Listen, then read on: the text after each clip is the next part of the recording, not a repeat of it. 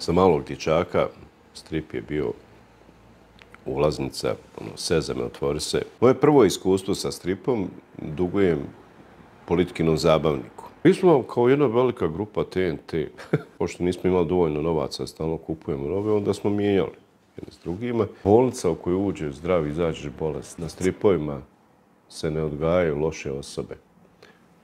Samo pozitivci i sanjači. Adnadin Jašarević je davnašnji novinar televizije Zetel i danas je direktor Gradskog muzeja Zenica. Po vokaciji je pisac, ali mu naročitu strast u život donose stripovi.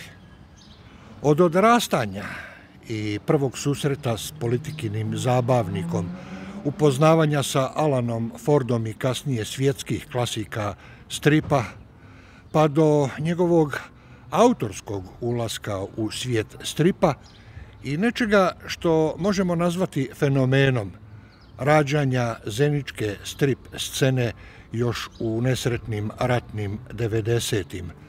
Eto, to su teme današnjih zeničkih priča iz davnine.